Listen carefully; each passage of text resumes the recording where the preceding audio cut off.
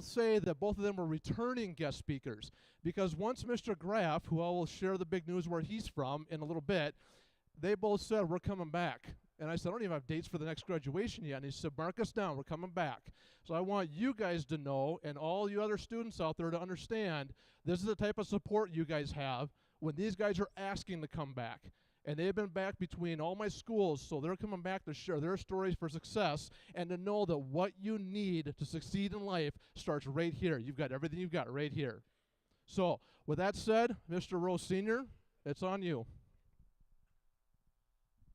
He normally calls me Dad. Thank you. Neil and I are just talking about what a great crowd it is. We think that of all of the couple, 3 years we've done this, this is probably the largest crowd total we've had in one school. So thank you for being here. First of all, it makes me proud because the kids with smiles on their faces doing whatever. Obviously, I've raised this guy, and what he's doing makes me pretty proud as a father when he's followed my footsteps, not only in law enforcement, but in the military. So I assume he's told you about his military experience, yes? Okay. The kids all know. For parents that don't know, Steve is a 3-time Iraqi veteran. He's been to Iraq 3 times, made it back, and he just retired how many years ago? 2016? Do the math. Help me out. What's math? 6 years ago, thank you. So, yeah, he's made me pretty proud following in footsteps, and Steve would be a 3rd-generation military because my dad, his grandpa, was Army Air Force back in World War II. I think with his sons growing up, we got a 4th generation coming. So anyway, my part of this is really short. I'm just going to introduce the speakers, all I'm going to do. What I'm going to tell you is that he and I went to Lincoln Senior High School in Sioux Falls together, but he was 1 year ahead of me.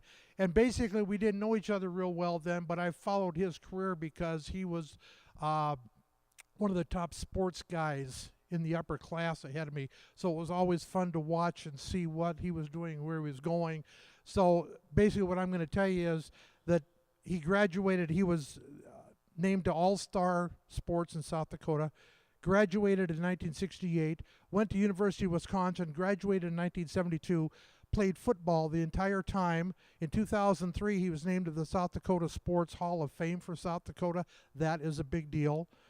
But what is bigger is that he was drafted in the NFL. Let me see the Vikings jerseys, please. I didn't bring mine. He didn't bring his. Who drafted him? The Vikings. Oh, somebody did their homework already. How about that, huh? Anyway, he's going to tell you, it's really interesting. He's going to tell you about his football career. He's going to show off his Super Bowl ring he is wearing. But he's going to tell you how he got into football and some of the things coming from, whether it's Oldham, Ramona, it's Sioux Falls. Sioux Falls is a small town compared to a lot of places. He's going to kind of give you an insight on how he got there and some things he saw, some things he learned. When he is done, when you guys are done for the Empower graduates, I have 2 rosters here. One is the Pittsburgh Steelers roster, of which he won a Super Bowl ring with. The other one is the New England Patriots roster. You are welcome to take one or both. I have enough for the graduating class, only I didn't bring 70 of them. Sorry, guys. Didn't know we were going to have a big crowd. And he'll be glad to autograph, and he's also got some pictures with him. So without talking any further, I'm going to turn it over. This is Mr. Neil Graff, retired NFL quarterback, the only one from South Dakota.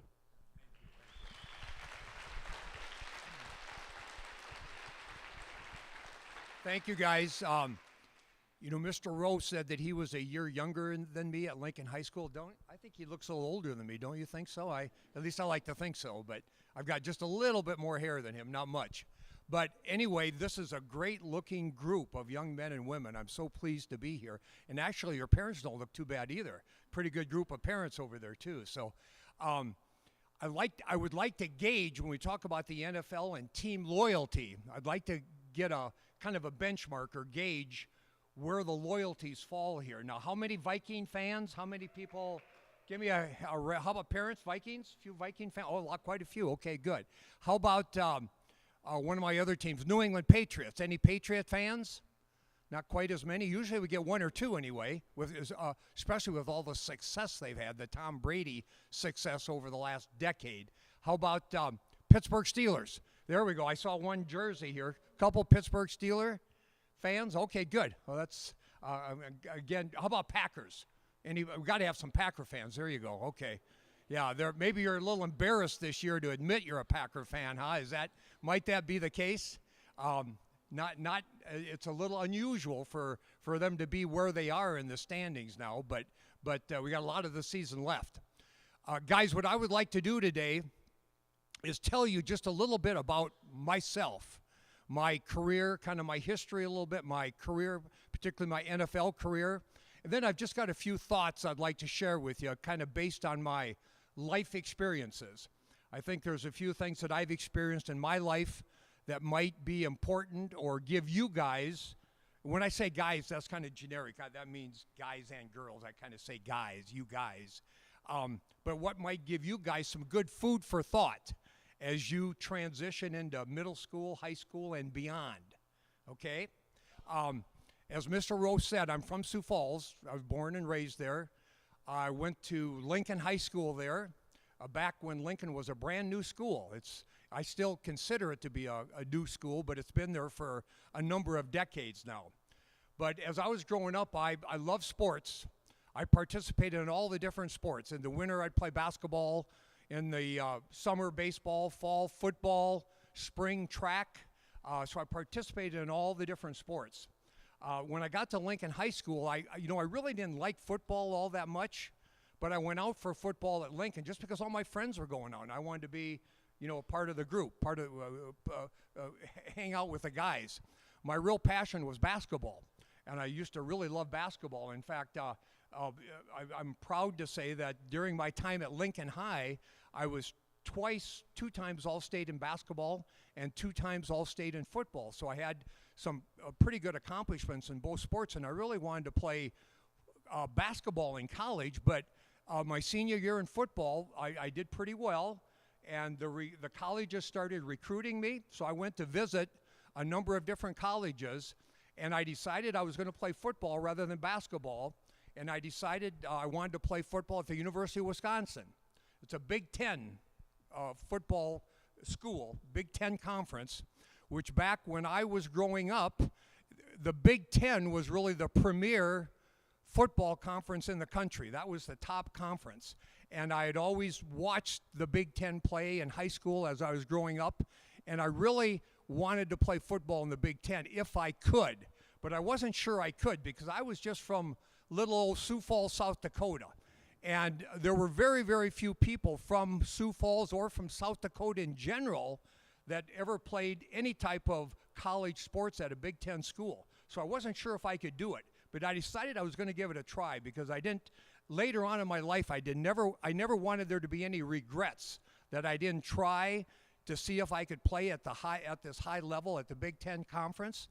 So I went to Wisconsin, and I did very well. I started as a quarterback. I should mention I was a quarterback. The quarterback does all the passes, and they're kind of the leader, kind of the coach on the field.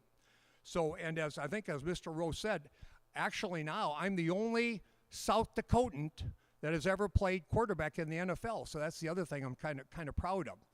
But when I was at Wisconsin, I started for 3 years there. So I had some great accomplishments. I was all Big Ten a couple of years, led the league in passing and total offense and some of those things. But one of the things I'm most proud of, I was all Big Ten academic, which means I kind of excelled in the classroom as well as on the field. And I'm really almost more proud of the academic Big Ten status as the on the field Big Ten status. So I'm really proud of that.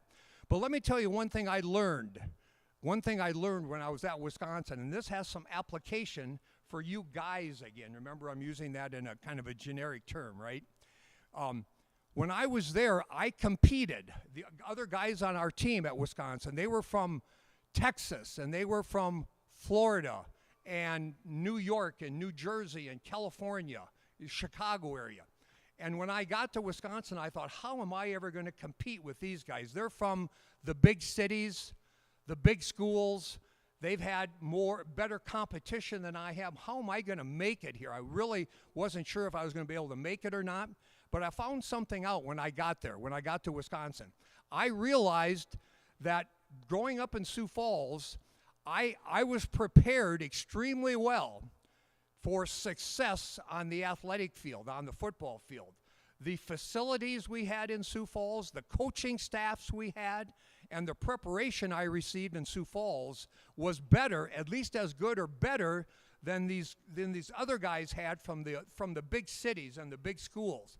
So I was really pleased to know that I had such good preparation, and I think that's something that you can take to heart, that here in South Dakota, you are going to be as well prepared as anybody, again, as you transition from a grade school to middle school to high school, possibly to college, or possibly just out in the real world, that you are as well prepared as anybody from anywhere else in the country to be successful. Whether you pursue your athletic pursuits or your academic or occupational pursuits, you are going to be as well prepared as anybody else out there. So I was really pleased to know that. And also, not only on the football field, but academically. As I said, I did pretty well academically. But I was as well prepared as anybody else to succeed academically at Wisconsin. Wisconsin's a big school. They have about 50,000 kids that go to school at Wisconsin. It's a big school. So in the classroom, there was pretty intense competition to get good grades and pass the courses. So again, from an academic, from a school perspective, I was extremely well prepared too. And again, I think you can take great pride in knowing that here at school, your teachers, your educators are really doing a good job of preparing you for the future, preparing you for success going out into the future. So I think that's important for you to know. After I graduated from Wisconsin, I got drafted by the Minnesota Vikings. So, and actually, I was kind of a late round draft choice. I wasn't a real high draft choice. So the probabilities or the odds of me making it in the NFL were not very good. They were kind of low because I was a later round draft choice. But I worked really hard because this was a dream of mine. When I was growing up in Sioux Falls and my friends would get together for football games over at the schoolyard, or we'd shoot baskets out in my driveway at my house, I had dreams about playing in the NBA or in the NFL, maybe throwing that last-minute pass to win the game. I had dreams of doing that. So to be drafted by the Minnesota Vikings, kind of close to Sioux Falls and lots of Viking fans here, so that was a real thrill to me. But I worked really, really hard to make the Viking team. And I kind of bucked the odds because, again, the odds for a low-round draft choice to make the team were not very good, but I kind of bucked the odds. So I made the team.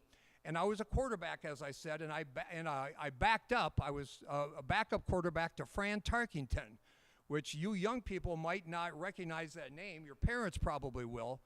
Fran Tarkington's a Hall of Fame player, and I played with other Vikings on the team that, again, your parents will recognize. Carl Eller and Alan Page and Paul Krause, you'll recognize some of those names. All Hall of Famers. Well, I played with the Vikings for 2 years, and then I got traded to the New England Patriots.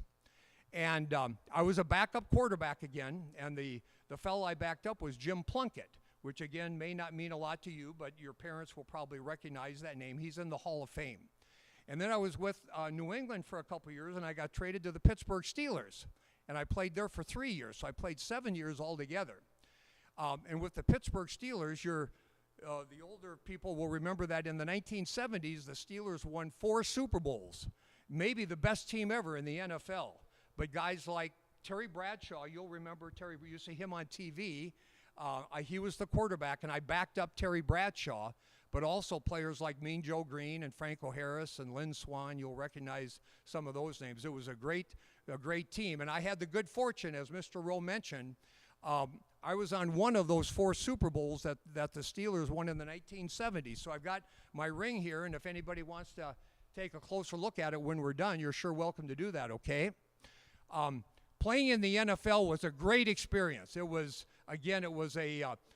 my boyhood dreams of playing in the NFL came to fruition. I mean, it was really a very rewarding experience. I've had both of my knees replaced. In 2 weeks, I'm going to have my shoulder replaced. So my body kind of took a beating. And anybody that plays at that level, plays in college and plays in the NFL, your body's probably going to take a beating. There aren't many former NFL players that don't have 1 or 2 knees replaced, a hip replaced, a shoulder replaced, but it was worth it. It was such a rewarding experience, and I think some of you, as you're participating in sports now, football, basketball, soccer, golf, whatever it might be, you're starting to recognize that you're forming friendships, you're forming relationships with your coaches and your teammates, and believe me, those friendships go on forever, basically. Those are going to be some of your best friends and relationships that you're probably going to keep up with for many, many years out into the future. So even though I always say my body is probably 10 years older outside than it is inside, meaning the knees and the shoulders and everything have taken a beating. But again, I wouldn't change it for anything. It was an extremely rewarding experience. When I was playing in the NFL, there were two types of players that I experienced.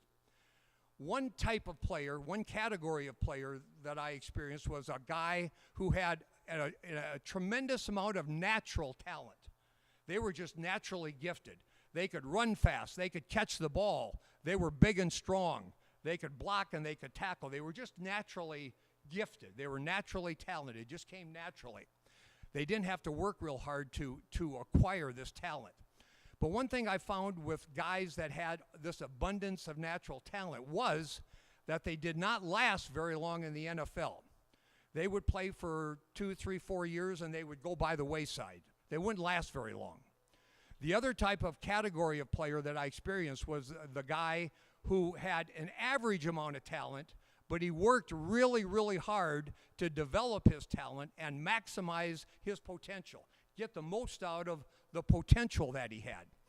And I want to tell you that these are the guys that worked hard to maximize their potential. Those are the players that lasted a long time in the NFL. They would play 8, 10, 12, 14 years because they had this work ethic that was just part of their DNA, and it helped them to maximize their talent. And I want to mention that that's the type of player that I wanted on my team. When I was out on the field, being the quarterback and throwing the passes and calling the plays, the types of guys that were in the huddle with me, I wanted those guys that were the hard workers, that had an average amount of talent, but they worked their rear ends off to maximize the talent and be the best football player they could be. That was extremely important. And those were the guys that lasted a long time in the NFL. So I think that is something that you should take note of also as young people, is that each of you has a tremendous amount of potential. You've all got a lot of potential, and we all want to see you maximize the potential. Some of you are naturally talented. You're naturally gifted in different areas. Everybody has different areas that they excel in. Some of you might be great athletes, football, basketball, soccer, golf, whatever it might be. And others might be very gifted or talented academically. Some of you are really good at math, some at history, some at composing, English, writing, that type of thing. So some of you might be really, really talented. But let me tell you, as you transition into high school and, again, maybe college, vocationary school, out into the real world, some of you might be electricians or plumbers or farmers or whatever it might be. Being naturally talented isn't going to help you accomplish your dreams and your goals.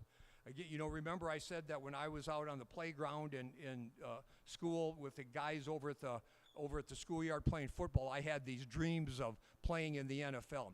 As you get a little older, you're going to start to have dreams and desires, and you're going to have goals that you set and you want to accomplish.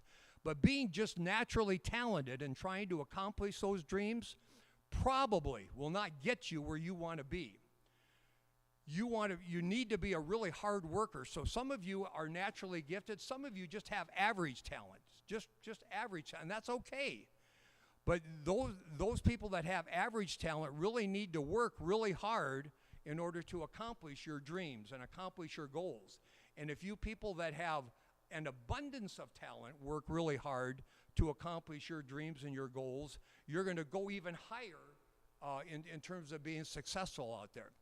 So I think it's really important for you guys to realize that you have an unlimited amount of potential, but you have to work at realizing that potential, maximizing your potential, okay? You know, all of us here, your parents, there may be a few grandparents here, but your parents, your teachers, Officer Rowe and Mr. Rowe and myself, we all want the best for you.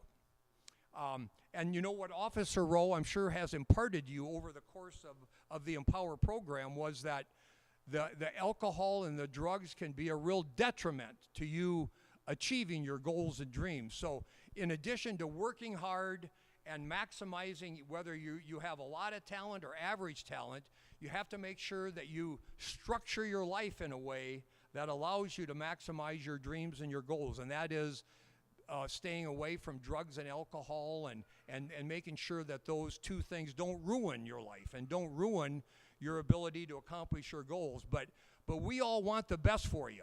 And we want you to succeed. And we want you to work hard and maximize your potential. And I'm confident that if you do that, again, as you're transitioning into middle school now and then high school, if you think about that, if you think about your goals and your dreams that you're forming right now and kind of formulate a plan as to how to accomplish those dreams and goals, and you commit yourself to working hard to get where you want to be, I have every confidence that you're going to be successful. So all of us here, again, your parents, grandparents, caregivers, the Rose over here and myself, we want to see you at the top. You know, I have a saying that I try to impart I have imparted to my kids. It's a lot more fun to win than it is to lose. You know, when you're in one of your athletic endeavors or whether you're taking that arithmetic test, a math test, you know, when you win, it's a lot of fun. When you lose, it's not so much fun. So we all want to work hard to win. And we win by really committing ourselves to that hard work, no matter what level of talent that you have. So you guys work hard. Remember the lessons that Officer Rowe imparted to you over the course of this Empower program.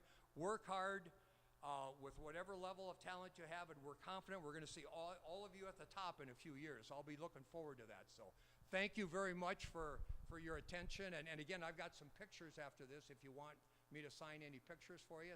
So thanks a lot, guys.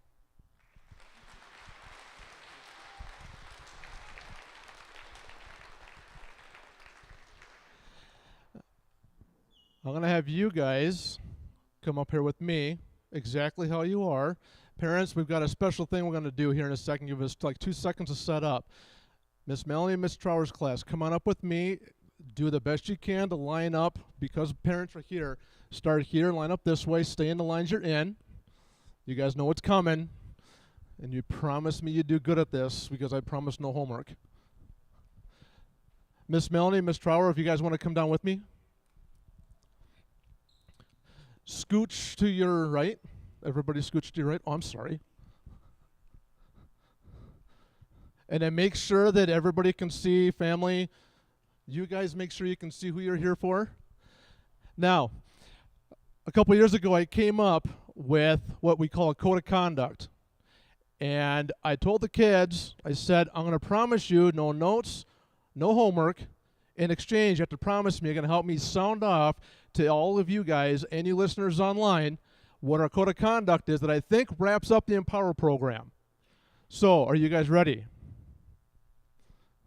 You guys ready? All right. Remember, you guys know exactly how to do this. Now, if I just forgot, if you guys want to get devices out, now's the time. I'll give you a couple seconds here to get your record button ready. I'm going to take a knee. That way you guys can see these guys. I don't need to be in the middle of it, but I want you guys to see what's going on here. You guys can all see me. Now, the way we practice, I'm not in a normal spot, so just bear with me. I'll do it from here. Are you guys ready? First off, take a nice deep breath in. Breathe out. There you go. Rutland Empower class of 2022, if you're ready to recite the code of conduct, answer me by saying, yes, sir. Yes, sir. Louder. Yes, sir. Louder. Yes, sir. I will respect myself. I will respect others. I'll respect teachers. I'll be prepared. I will attend class. I will take school serious. I will do my best. Congratulations, guys. Everybody, this is your class.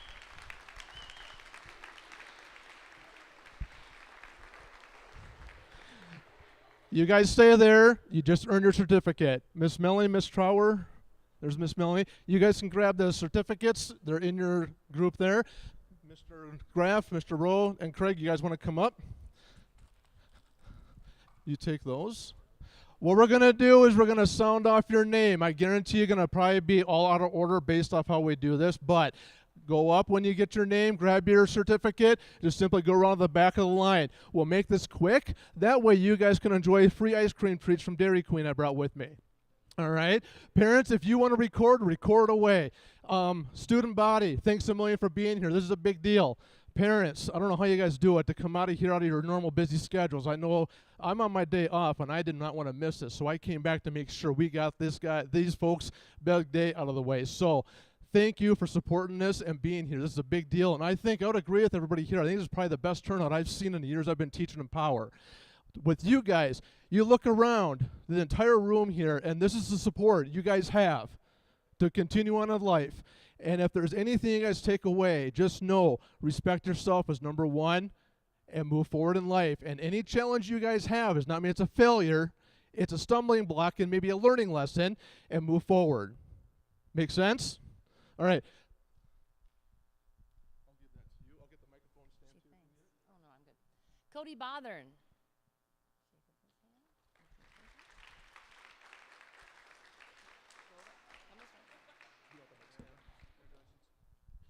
Leah DeWolf.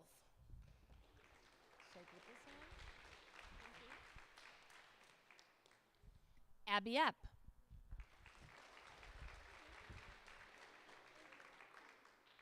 Natalie Feige.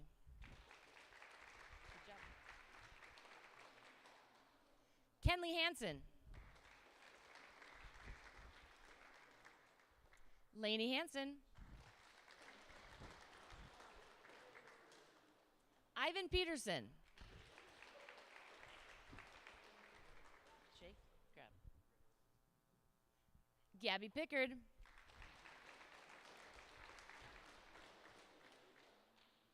Tucker Pickard. Callan Surfling. And for the 6th grade, Clayton Weber.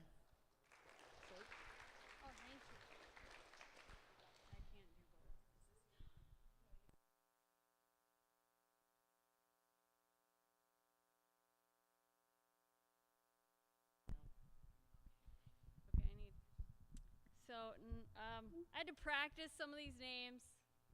They helped me because some of the last names are kind of hard for me. So we have Waylon Twido. And Callie Stringy. Yay. Sorry, let me turn this. Kaya Stringy. Yay. Logan Regal. Yay. JJ Olson. Kirby Oftedal. Amelia Malish. Maddox Moss. Oh. Graydon Layton. Grayson Layton. Jocelyn Kirkove. McCoy Johnson. PJ Devaney. Oliver Calling. And Addison Bauer.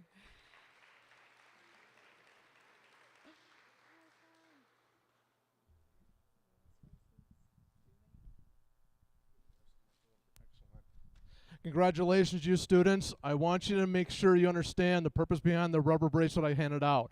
That is not just given out, that is earned. My wife came up with this idea several years ago, and I know when I had youngsters in my house who said, dude, I want one. Apparently I was a dude that day. And I said, no, you have to earn it. So I now have a 17-year-old that back in the day when he went through Empower, he sat there and stared at the bracelet for a year. He had to earn it.